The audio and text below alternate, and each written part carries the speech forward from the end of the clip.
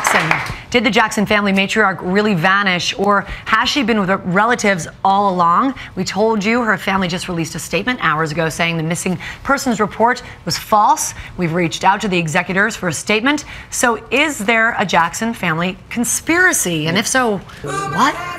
Seriously, here to help us get to the bottom of this week's Rumor Has It, please welcome the founder of GossipCop.com, Michael Lewis, and the gossip columnist at the New York Daily News, the New York Daily News' Gay Crasher. Please welcome Carson Griffith. Now you can.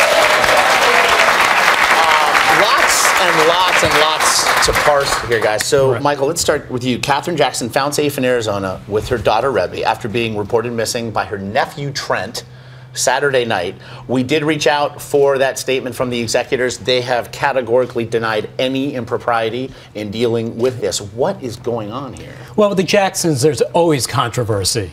It really started with a nephew of Catherine Jackson reporting that she was missing. And then sure enough, Catherine Jackson's granddaughter, Paris Jackson, Michael's daughter, tweeted and said, "My grandmother's missing. I haven't heard from her for a week. If you see her, please report to authorities where you've seen her. We need to know about her whereabouts." So everyone, the alarms went off. What's going on with Catherine? Is she okay? Jermaine, as you said, clarified this. He said, no, nothing to worry about. She's in Arizona with her daughter, Jermaine's sister, Reby. She's okay. And he explained that under doctor's orders, she was told, don't use the phone, don't use the computer. Now's the time for you to, quote, rest up and de-stress.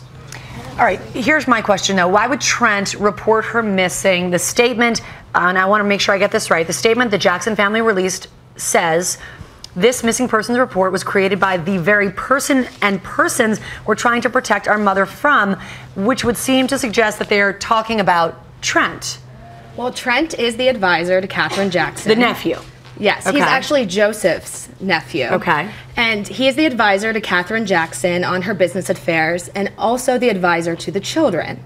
So he's to Michael's children. Exactly. He's very important to the family, and sources tell me that Catherine trusts him a lot, puts a lot of loyalty in him. So he could feel that, you know, he is the one who kind of has the authority to file a missing persons report. We're sensing some major dissension in the ranks here. Yes, sources are telling me that people are very unhappy. It wouldn't, I think, surprise anybody that if money was thought to be at the root of all of this. And so the Jackson siblings, in fact, last week, sent a letter to these executors now being called into question, accusing them of taking advantage of Catherine and the kids, and let's face it, probably the bank accounts that they control. They actually accused them of going so far as faking Michael's will here. Is there a denouement? Is there a way to get past this one way or another, Michael? Well, there is a lot of stress in the family. We're talking about hundreds of millions of dollars. When Michael Jackson died, he was in debt. Now, since he passed away, the estate is worth hundreds of millions. So that's why a lot of this is coming up. 5 of the siblings of Michael's siblings, Randy, Reby, Jermaine, Janet, and Tito, sent a letter, and they swore to this. They said that they believe that the executors, who are 2 individuals who are not related to the Jacksons, were mishandling the estate, that they thought that this will was not valid or authentic, and that the stress of how the estate was being handled gave what they termed a mini stroke to Catherine. Let me stress, though, that the 2 executors have vigorously denied the allegations. They said that they have handled the estate properly in the way that it should be. And also, Catherine has reportedly said, talk about her having a mini stroke is not true. I think what is at the base of this, as you said, is a lot of money.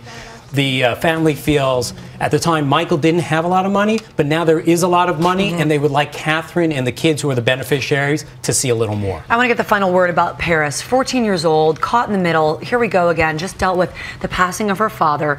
Why wouldn't she know where her grandmother was?